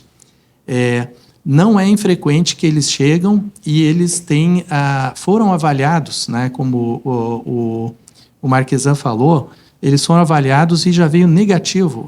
O laudo neuropsicológico descarta. E, às vezes, até o nosso colega descartou. Só que, nesse transtorno, diferente de muitos outros, 40% involui, né? Eles pioram, regridem na apresentação clínica. Então, não ter uma avaliação positiva na história não quer dizer que ele não tem mesmo, né? Então, é isso. Agora, nós temos que lidar com o espectro, né? São transtornos do neurodesenvolvimento. Até o símbolo é esse pedacinho do quebra-cabeças devido a essa gama de sintomas, né, e a necessidade da gente lidar com essas múltiplas dimensões. Os critérios já foram citados ali pelo Marquesan, mas então precisa preencher uma série de critérios para que a gente estabeleça, né? Aí então alguns são mais fáceis, né? A estereotipia, certo? Essa necessidade de movimentar as mãos, ou então a criança em sala de aula ela fica fazendo uns gestos, né? Assim, esses a gente vê com mais facilidade. Mas, às vezes, está só na reciprocidade social e passa batido como timidez, né? Mas eles não conseguem ter o ir e vir da conversa, certo? Conversa quer dizer que a gente ouve o outro, a gente coloca na mesma linha que o outro está falando, adicionando uma coisa nova. Isso é uma conversa. Se não tem esses elementos, tem uma disfunção, né? A não ser que o sujeito seja o que o meu sogro falecido chamava do desmancha-bolinho, né? Que é aquele indivíduo que tem um bolinho de gente conversando, ele já chega se atravessando e desmancha, ele vai sair cada um para um lado, né? Bom, aí tem uma outra questão importante. Às vezes, um indivíduo particularmente que é inteligente, ele entende assim, puxa, eu não posso fazer essas coisas porque isso pega mal. E aí, através da inteligência, ele vai navegando as suas dificuldades. Só que ele vai chegar num dado momento da vida que os filhos vão reclamar, a esposa vai reclamar, o marido, porque a pessoa é muito fria, tem que dormir de um jeito específico, lá todo enrolado no lençol, porque ninguém pode encostar, né? E aí isso vai levar essa pessoa que, pela inteligência, se adaptou, a buscar ajuda. Onde que vai a coisa complicar? Eles não conseguem ter relacionamento de longo prazo. E aí eles casam, separam, hoje em dia não tem problema, então casa, separa e tal, papapá. E aí tem uma situação sui generis. Meu filho não fala comigo há 15 anos. Né? Puxa, essa é algo fora do comportamento humano. Os pais gostam de falar com os filhos gostam de falar com os pais. Quando tem esse mismatch, a gente tem que olhar com mais cuidado. Porque esse pai que diz que quer falar com o filho, ele diz, meu WhatsApp está aí, ele não me manda nada, então quer dizer, não quer falar comigo. Ele não busca esse ir e vir na comunicação e a relação vai se desgastando, vai se rompendo. O mesmo nas relações de casal, né? Então, para manter um casamento, casar é fácil, mas manter casamento, todo mundo sabe aqui que é difícil, né? Então, a gente tem que desenvolver a tolerância, a empatia, várias coisas que vão manter a relação funcionando. E aí, para esses indivíduos, a coisa é difícil. Teoria da mente, né? Basicamente, vocês vão ouvir esse termo, mas é a capacidade de deduzir através de gestos, fala, coisas não verbais, o que o outro está pensando, certo? E aí, então, por isso a gente, né? Por isso essa sofisticação nessa habilidade, porque às vezes a pessoa acha que está abafando e o outro está ali, nossa, o que eu faço para me livrar dessa pessoa, né? Muito bom. 5 minutos, Flávio. 5 minutos. Bom, muitas pessoas sofreram com essa condição. Vocês, aqui eu vou falando, vocês devem lembrar, puxa, aquele meu colega de turma, por que a gente não ajudou? Ele tinha, né, era interpretado que ele era um arrogante ou que ele era o perguntinha, e, na verdade, ele estava sofrendo, né? E, se fosse ajudado, poderia ter ido bem melhor. Quando o Josimar fala assim, a gente vai reabilitar através do ABA, num adulto a gente manda para Cíntia, que é a nossa colega especialista em terapia com esses adultos, né? A gente não vai tirar o autismo, né? O autismo é uma questão ligada ao neurodesenvolvimento, mas a gente vai mitigar, né? A gente vai adaptar e levar esse indivíduo de preferência a florescer dentro do seu jeito, né? E essas pessoas, muitas vezes, são muito geniais. Então, a gente perde pessoas que poderiam dar contribuições fantásticas, porque se a gente não os insere na sociedade, a sociedade os exclui e eles acabam no quarto escuro, fechado e sem interagir com ninguém, né?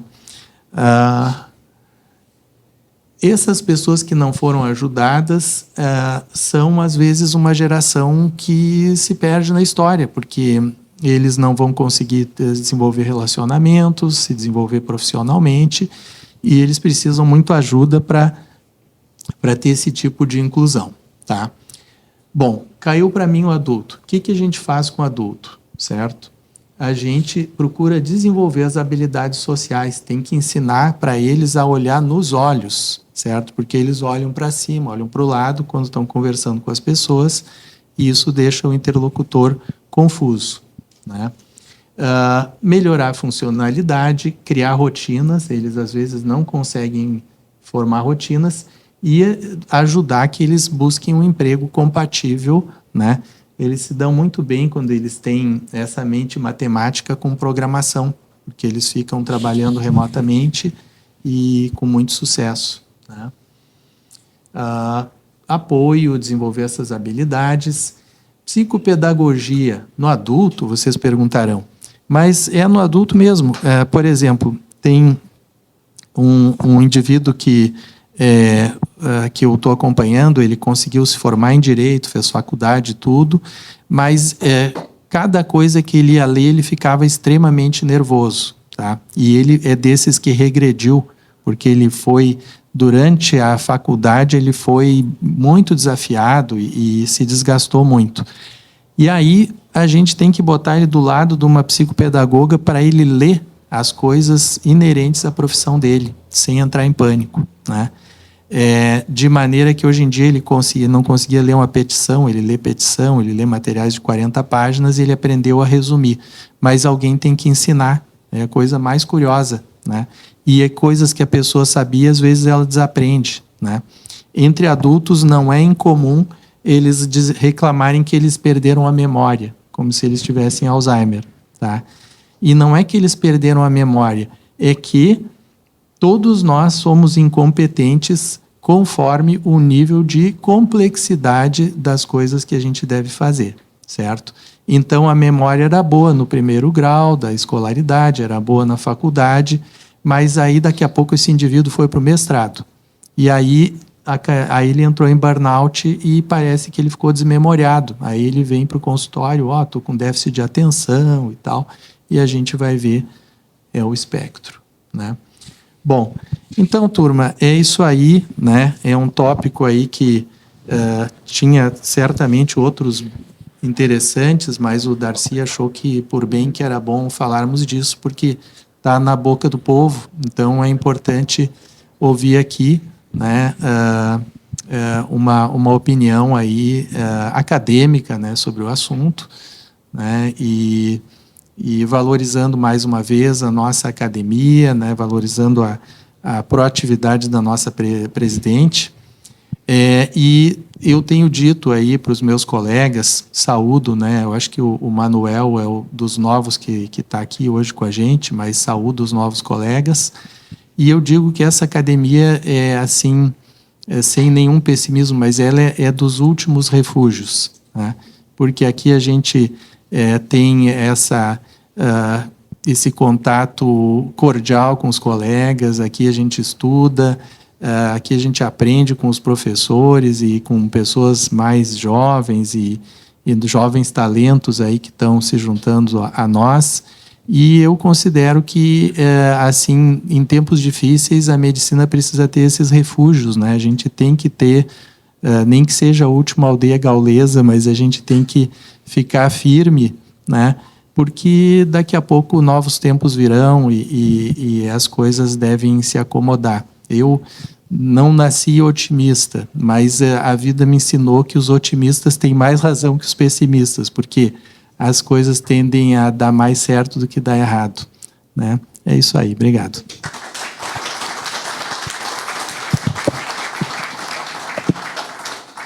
Obrigado, acadêmico Flávio. Gostaria de chamar o Dr. Josemar e a doutora Carmen para sentar aqui na frente, por favor. E a gente vai, então, iniciar esse momento de interatividade com os participantes, com os presentes, que vamos disponibilizar, então, nossos panelistas para que eles possam dirimir eventuais dúvidas ou algumas outras necessidades. Estamos, professor Lavinsky. Nós só vamos fazer uma sequência com a Lavinsky, Sérgio e Lizelotti. Teloquem, Chatkin. Eu dirigiria a pergunta ao Dr. Marquesan. Vi com ênfase e a sua preocupação num diagnóstico diferencial dos 12 meses, 18 meses e ali para diante. É muito comum nós termos surdez atrasando a fala e termos também surdez e o espectro autista. E para nós, que lidamos com surdez, preocupa muito a precocidade. E hoje em dia, tantos que têm o diagnóstico de espectro autista que nos atrasa a identificação de uma surdez. Eu já tenho implantes cocleares que fiz em crianças que tinham espectro autista, mas uma surdez total que atinge 1 a 2% das crianças nascidas vivas. Então eu pergunto bem simples, qual é o protocolo seu em relação à surdez para diagnóstico diferencial e conduta? Obrigado, professor. Na verdade, todos devem ter avaliação audiológica. A gente não, criança com atraso de fala, a gente não pensa em autismo enquanto não passa pelo otorrino e faz a avaliação. Então, em tese, todos deveriam passar pela avaliação audiológica antes de confirmação do diagnóstico. Todos. É protocolar isso, né? Eu tenho um caso muito grosseiro, inclusive, de uma criança que chegou para mim com um diagnóstico e o diagnóstico foi baseado em que ela não interagia e não olhava. Essa criança, comecei a conversar com a família e tinha 2 anos e meio e ela não caminhava. Eu pensei, TEA não é, pelo menos sozinho, né? Não tem questão motora no TEA. Resumindo, fui examinar a criança, ela era cega, né? Ela não olhava nos olhos porque ela não olhava para nada, né? Então, sim, tem diagnósticos afoitos, diagnósticos feitos em 5 minutos, né? E por vezes passa, mas a literatura recomenda toda criança com atraso de fala, comunicação, deva fazer uma avaliação audiológica, todos. Excelente. Eu reforçaria mais um detalhe que me diz respeito. Criança também tem distúrbio labiríntico com repercussões comportamentais e motoras, fístulas labirínticas, malformações, etc. Então, essa visão em cima do espectro autista, eu acho que é uma combinação importante. Sim, porque o implante, por exemplo, fazemos a partir dos 8 meses. Então, às vezes, você perde a boa ocasião por lá na frente, já fora da idade, ter que fazer um procedimento. É isso, obrigado. Eles acabam passando muito também por drenagem, né? Faz otite secretora, então, pelo menos assim, protocolarmente, todos deveriam passar. Ok. Próximo é o acadêmico Sérgio Martins Costa. Bom, eu queria primeiro fazer o Josemar, Carmen, Flávio, fazer um agradecimento por essa manhã maravilhosa aqui de aprendizado, né? E claro que eu não podia deixar de comentar, uma vez que a embriogênese foi citada tantas vezes, gestação e na medida que eu estava ouvindo vocês falarem, eu me lembro de uma coisa que a gente comenta, mas muitas vezes passam despercebidos entre nós, das professores de medicina e alunos, né? Nós, médicos, somos prescritores, né? A gente nasce e a gente prescreve remédio para doenças e também para sintomas, né? E a gravidez, muitas vezes, traz uma série de sintomas, né? Como náusea, vômitos, que não precisam necessariamente ser prescritos. E a maioria das seguranças que a gente tem em relação a drogas ou medicações são medidos com desfechos extremamente duros. Isso eu não posso dar porque mata a talidomida dá malformação, né? A radiação pode provocar tumores. Quer dizer, essas consequências que não são desfechos tão duros como o neurodesenvolvimento, o comportamento, sempre passaram despercebidos para a maioria dos estudos até hoje, né? E como isso é importante, da gente frear a nossa sanha terapêutica, muitas vezes como obstetra, é difícil a gente pegar um médico que passou 6 anos aprendendo a prescrever e dizer, olha, calma, vai devagar, não precisa tratar todos os sintomas, não, coisas que a gente pode tolerar, né? Eu ouvi aqui como é importante esses 3 primeiros meses e esse boom, né, de autismo aí, que não é só melhor diagnóstico. Nós estamos fornecendo algumas coisas para esses embriões aí, né, como foi bem dito. Então, eu só queria agradecer essa manhã que eu aprendi muito com vocês. Obrigado, acadêmico. Acadêmico Sérgio Paula Ramos. Eu concordo, assim, tem até trabalhos que ainda não são conclusivos, mas com suspeita de fluoxetina, que teoricamente segunda gestação que poderia aumentar. Já vi trabalho com paracetamol. Então, assim, essas nuances, assim, né, na gestação, o ideal é que nada mesmo, né? Bom, eu queria primeiro me associar ao meu xará aí nos elogios. Foi uma manhã muito gostosa, de muito aprendizado. Vocês estão de parabéns. E ouvir um pouco vocês, a experiência no front, de quem está acompanhando isso de perto, o que vocês estão lendo e experimentando, as pesquisas com CBD, a maconha, e autismo, né? Que consistência atual tem essa indicação?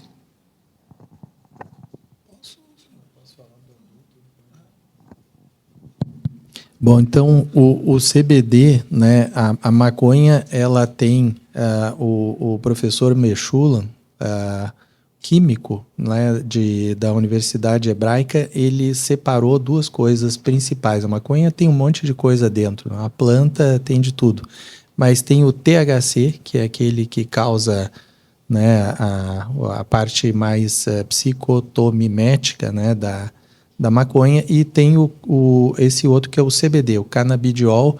Ele é parecido só que bem mais forte, com essas passifloras, alatas, esses outros componentes, e ele tem propriedades meio como esses componentes também. Ele tem propriedades antioxidantes, tem propriedades anti-inflamatórias, né, como essas coisas da farmacopeia tradicional baseada em plantas, né? Então, ele não é o THC, tá? Tem-se dito, né, ele tem em laboratório um efeito contra a ansiedade, e isso é bem marcante, né? É leve, mas ele é mensurável. E tem-se dito que ele pode ajudar nesse problema de ansiedade que as crianças ou adolescentes ou adultos com autismo possam ter.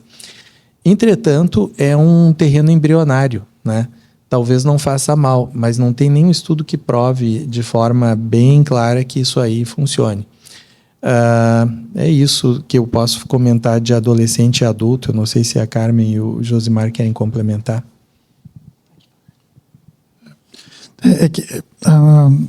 O uso do CBD no autismo ele começou naquelas crianças que eram epiléticas e autistas, né? Então, algumas crianças tiveram melhora nos sintomas do autismo quando melhoraram a epilepsia. Se foi a atuação direta do CBD no autismo ou se foi uma coisa relacionada à epilepsia, não se sabe. Tem vários ensaios abertos sugerindo que possa haver melhora, mas eles são incongruentes até no que melhora, né? O único ensaio clínico randomizado, duplo cego, é um estudo israelita. E ele teve um problema de que ele era um ensaio crossover. E teve tanto efeito placebo na primeira fase, que eles tiveram que anular a segunda fase e só considerar a primeira. E o CBD puro não funcionou. O que funcionou foi o extrato completo. E o extrato completo tem THC, que a gente não sabe se a longo prazo não vai trazer prejuízo para essa criança. Honestamente, assim, na epilepsia aconteceu alguma coisa parecida. Nos falavam que para a epilepsia iria funcionar a redução de em torno de 80% a 90% das crises. os ensaios iniciais. Então, era o nosso milagre, né? 30% das minhas crianças são refratárias ao tratamento para epilepsia, eu ia resolver a minha vida. Quando os ensaios clínicos randomizados começaram a sair, eles mostraram, olha, para epilepsia funciona, em torno de 30% a 50%. Muito semelhante ao ácido valproico, à carbamazepina, aos outros anticonvulsivantes. Então, ele tem um efeito, mas não é todo aquele milagre, né? O canabidiol, hoje, eu passo mais meu consultório falando canabidiol do que qualquer outra coisa, porque todos os pacientes querem usar, porque tem uma máquina, né, de propaganda, inclusive de colegas que se construíram em cima disso, né? Mas evidência científica, não. E tem uma questão que talvez, né, assim, porque o que a gente usa para autismo hoje está muito ligado à dopamina, à serotonina, à noradrenalina, né? Então, a gente não tem nada ligado ao endocannabinoide nesse sistema. Então, talvez hajam, sim, alguns pacientes que vão ser beneficiados desse uso, mas baseado em evidência, ensaio clínico, mostrando que funciona, hoje não tem. Tem uma questão, não sei se vocês chegaram a ver na Veja, esse dia saiu um estudo brasileiro, mostra que 70% das crianças melhoram com canabidiol no autismo, né? Daí tu vai ver um estudo aberto, retrospectivo, que não consegue mostrar eficácia, é todo mal desenhado, então, bem complexo, assim. Então, atualmente, e isso que é interessante, desculpa se eu sou prolixo, é que tem um trabalho do Aran, que é esse israelita, que eu acho que é a pessoa que mais entende isso, que ele fala assim, casos refratários, tu não sabe mais o que fazer, a criança já usou todos os medicamentos, tá um horror, tenta, né? Só que aqui no Brasil a gente leu, dá para todo mundo, né? Então, o pessoal, a conclusão é, no desespero, né? Essa criança está com uma qualidade de vida horrível, né? Tenta, né? Isso, né? Ok. Doutora Lizelotti, acadêmica Lizelotti. Eu gostaria também de congratular os palestrantes pela qualidade da manhã de hoje e aproveitando um gancho com o qual o acadêmico Flávio terminou a sua explanação, que é uma situação que está na boca do povo. E isso me fez refletir sobre o que a gente está vivendo hoje em dia, digamos, nós que atendemos crianças e principalmente em nível público, que existe um hiperdiagnóstico agora, por estar na boca do povo, as mães e às vezes os familiares chegam exigindo que se dê o laudo para a criança de que tem autismo para conseguir as benesses do Sistema Único de Saúde, para ganhar o símbolo, né, o crachá da criança autista. Então, e me faz pensar também, assim como o professor Lavinsky comentou, da importância do diagnóstico diferencial também, que nesses casos, além do BERA, que a gente faz de rotina, mas lembrar que o autismo pode ser sindrômico e não sindrômico, que existem inúmeras doenças neurogenéticas, não é, que se caracterizam por esse tipo de comportamento. E também eu gostaria de ouvir a doutora Carmen, assim, que se vê que até os dias de hoje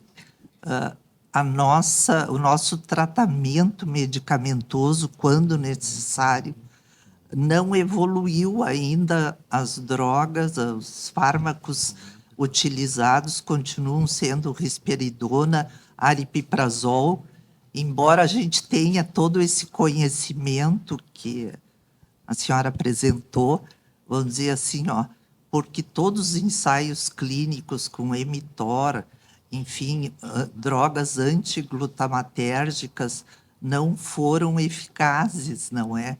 Então, apesar de todo esse conhecimento, nós ainda não evoluímos em termos de tratamento, que continua sendo, o esteio é mais no âmbito comportamental. Eu gostaria de ouvi-los a esse respeito. Pode comentar, Cadê? Então, excelente comentário, Lizelotti. Antes de passar para a Carmen, eu gostaria só de reforçar que no espectro, nos níveis 3 e 4, 40% há uma causa genética, ou pelo menos uma mutação altamente relacionada. Então, é um diagnóstico sindrômico e não sindrômico. Às vezes tem uma causa genética, e por isso nós estamos trazendo aqui esse tema aqui para a Academia Sul-Rio-Grandense de Medicina, porque é muito importante, e vocês verão que muitas dessas pessoas que querem o selinho do autismo, eles passaram por inúmeros profissionais, mas nenhum médico olhou, né? Então, lembrar assim que quando precisa diagnosticar, nossa presença e o nosso conhecimento de causa é fundamental, né? O diagnóstico é uma habilidade médica. Então, esse era um comentário. O outro, antes de passar para a Carmen, só lembrar que todos os guidelines e todas as melhores evidências dirão o seguinte: o espectro autista não tem um tratamento farmacológico. A gente trata sintomas associados com a medicação. E, inclusive, ele não tem um tratamento, porque ele é neurodesenvolvimental, então já está instalado. A gente mitiga sintomas e impede que o quadro inicial leve a uma piora ou uma desadaptação. Então, é importante a gente entender que nós não vamos atacar a causa do problema em si, mas a gente vai mitigar as consequências, melhorar a adaptação e tratar problemas associados. Claro que devemos fazer isso veementemente para que essas crianças possam conviver e se desenvolver dentro de toda a sua potencialidade. Muito bem, é realmente uma preocupação muito relevante essa, né? Com relação a estudos, né? O que a gente pode fazer para tentar compreender melhor? Nós temos no laboratório um modelo animal que é pelo uso do ácido valproico em roedor. Então, é possível, nós estamos nesse momento abrindo agora os estudos relacionados com os embriões. Então, nós temos uma trajetória a nível pós-natal bem grande, e agora poder entender melhor na periferia da indução, quando a rata prenhe recebe essa dose de ácido valproico durante a gestação, o que mexe na circuitaria do embrião naquele momento. Então, a gente já está começando ali a nível embrionário para tentar entender melhor, mas temos uma estratégia preventiva já. Então, a gente consegue prevenir naquele momento a indução e o gatilho. Então, baseado nessa possibilidade, a gente vai desvendar melhor o que acontece em termos de timo, órgãos linfóides, linfócitos maternos e encéfalo embrionário. Então, dá para a gente fazer um rastreamento muito bom. Mas, pensando em estratégias farmacológicas que possam atenuar sintomas. Como o Flávio falou, uma vez dado o gatilho, infelizmente, o desfecho vai ocorrer, né? Só pensando alto aqui, será que, assim como a gente prescrevendo ácido fólico, a gente consegue evitar os defeitos de tubo neural? Será que não conseguiríamos desenvolver uma medicação que, então, prevenisse, né, o espectro do autismo? Se a gente conseguisse um modelo, não é? Essa estratégia preventiva que nós temos no laboratório é com o antioxidante polifenol resveratrol, que é aquele que está no vinho, né? Ele é anti-inflamatório, antioxidante, e eu já trabalhava com essa molécula há muito tempo e conseguimos, se a rata prenhe recebe as doses diárias dessa molécula, previne todos os sintomas na prole. Ele nasce sem sintomas de autismo. Então, não que isso seja algo que vá direto aplicar, né, em gestantes, mas é uma ferramenta que a gente tem para entender qual é a circuitaria que está barrando, qual é a questão ali, né? E com o Josemar, durante o doutorado, nós fomos já para pacientes administrar o resveratrol, né? E tu pode comentar um pouquinho. Não, só um minutinho. Acho que a gente vai precisar organizar um pouco, porque tem várias pessoas que querem falar. Depois, no final, a gente pode voltar para esse tema. Nós temos ainda inscrito o Teloquem, o Chatkin, o Jobim, o Rogério e a professora Temes. Então, nós temos ainda mais 10 minutos, então vamos tentar ser um pouco objetivo nas perguntas, né? E os nossos panelistas também, para que a gente possa otimizar o tempo.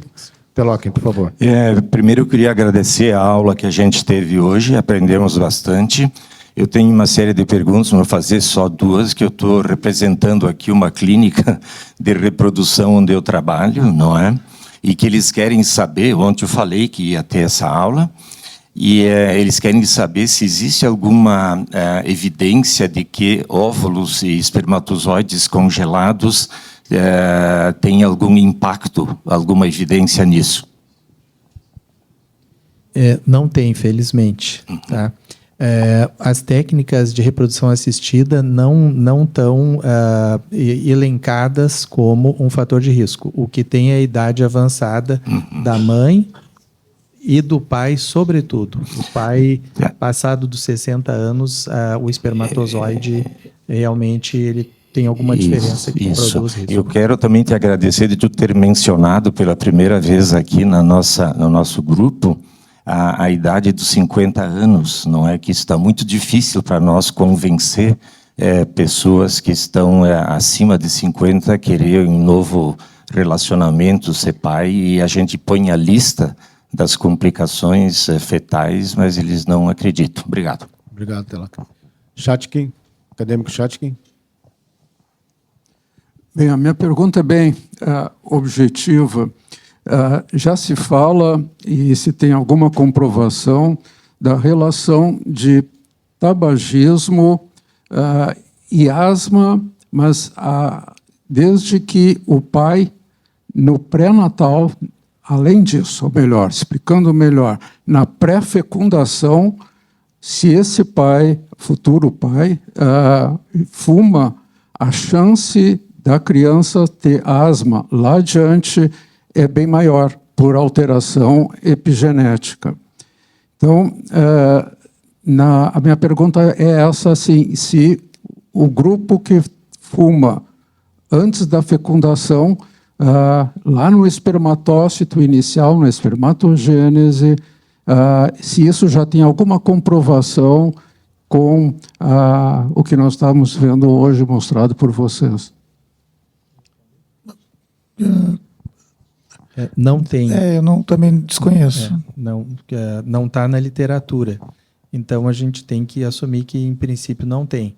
Teria um mecanismo, né? Porque o tabaco ele é um indutor de estresse oxidativo, e nós fizemos com a coorte de Pelotas, né, que tu conheces tão bem, a gente fez não no autismo. O autismo é um problema porque ele não está bem diagnosticado no adulto, né? Então é difícil a gente, inclusive, fazer esse trabalho retrospectivo.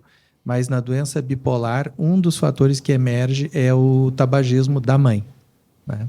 Então o tabaco, com as suas múltiplas toxinas, tem esse potencial, muito embora a gente deva dizer que essa evidência não está ainda disponível. Josimar? Não, nesse sentido, eu já li alguma coisa relacionada à mãe, né, mas também em hipóteses, não nada comprovado, e do pai desconheço. Obrigado. Acadêmico Jobim.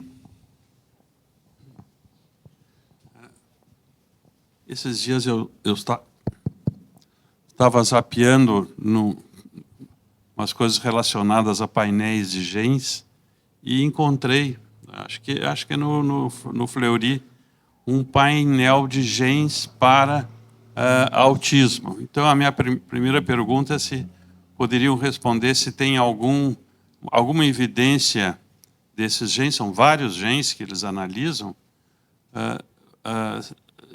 assim, no diagnóstico ou na classificação. E segundo, há um tempo atrás, eu atendi um paciente que já inicialmente na entrevista me disse que ele era autista, que ele tinha Asperger, né? E que ele foi consultar por alergias e tal. Mas eu fiquei interessado porque ele relatou que ele já morava sozinho, que ele era independente e que ele trabalhava e trabalhava nessa área de informática que o Flávio falou, né? Que seria muito tímido na entrevista, mas ele foi bem claro de início, dizendo o seu diagnóstico.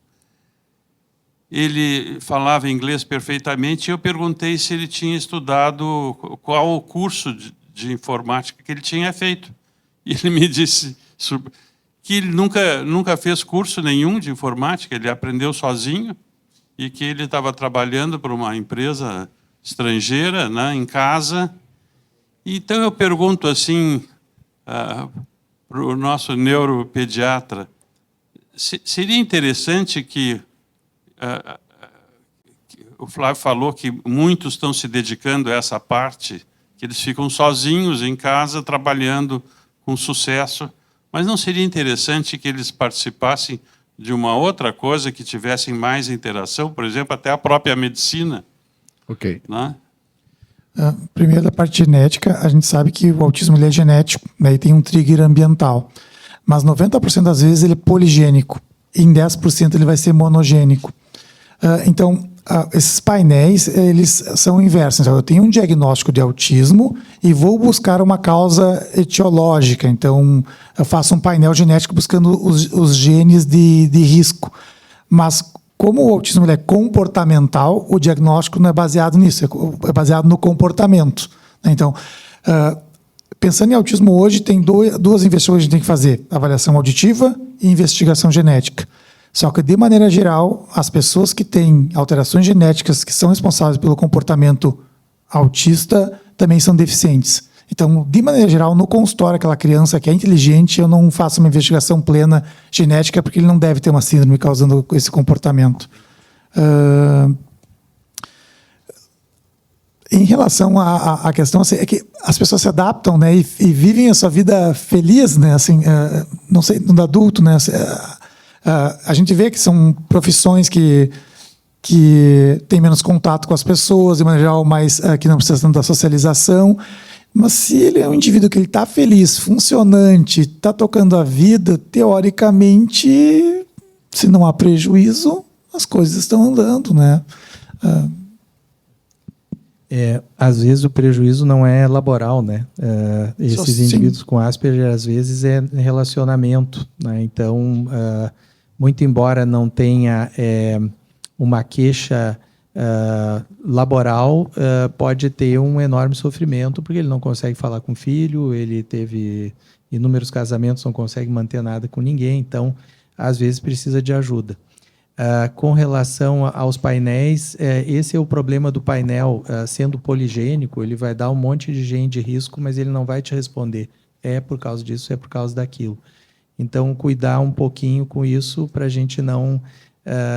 né, que nem aquele painéis sobre o uso de fármaco, né? Eles mostram o metabolismo, mas eles não dão uma ideia de como a pessoa deve se comportar inteiro como prescritor, e as pessoas estão puxando aquilo como um auxiliar para prescrever, o que não é o uso correto.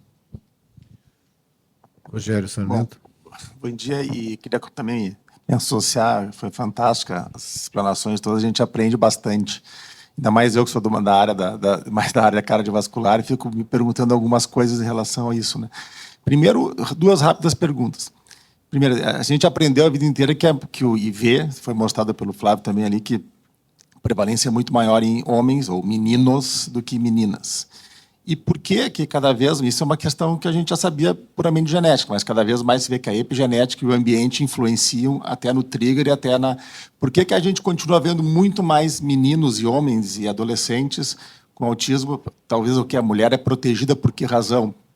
Aonde que ela acaba ainda também tendo menos assim, uma incidência e uma prevalência menor.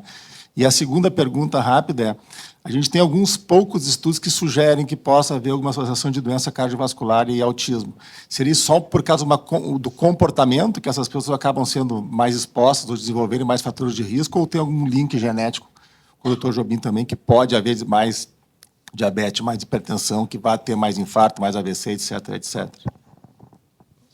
Temos 4 minutos. Tá. Tem Então, mais vou uma tentar. pergunta aí. Cardiovascular, até eu orientei um mestrado sobre isso, em risco cardiovascular em crianças e com TEA. E a gente associou muito ao uso de fármaco. Risperidona ganhando peso, engordando, restrição alimentar, com dieta rica em carboidrato, e essa criança aumentando a obesidade. Então, em adultos, não sei.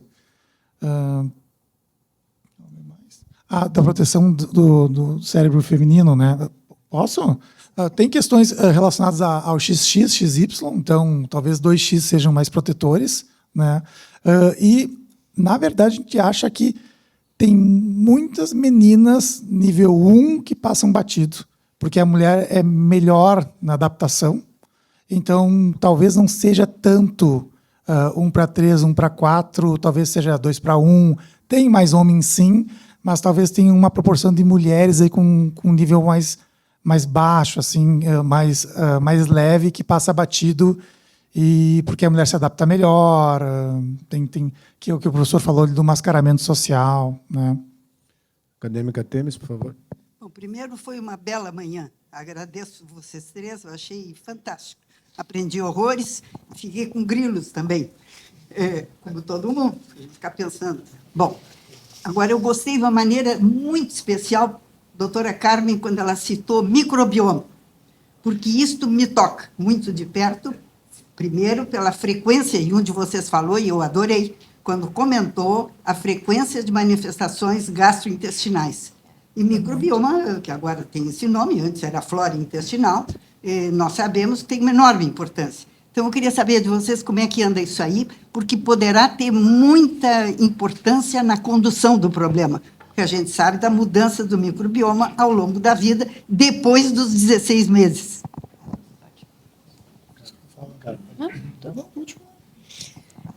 Sim, é um tema que traz requer muita investigação, mas nós temos, inclusive, nesse modelo animal, a alteração no sistema nervoso entérico, que está diretamente relacionado e com trocas, né, com o microbioma. Então, nós já sabemos que aumenta em 5 vezes o número de células gliais ali e mexe na proporção de neurônios para o tipo catecolaminérgico. Então, e mexe também, o ácido valproico mexe na proporção do microbioma após, então, essa prole, né, nascer, tem diferença. E não são estudos meus, né, são de outros grupos, mas sim, fatores ambientais de risco também podem mexer no microbioma da prole e requer estudos. Bem, pessoal, eu acho que, como todo mundo comentou, realmente foi uma manhã muito gratificante, né? A gente realmente fica muito contente com o alcance que esses temas têm trazido para a nossa academia, e a julgar pelo interesse, pela discussão, pela interatividade, isso é o sucesso da nossa reunião de hoje. Queria agradecer, não sei se a presidente quer finalizar a reunião, presidente. Então, a última do ano, um bom final de ano a todos. Ainda não, viu? É só sair um pouquinho do protocolo. Estavas indo muito bem, Darcy. Não é a última?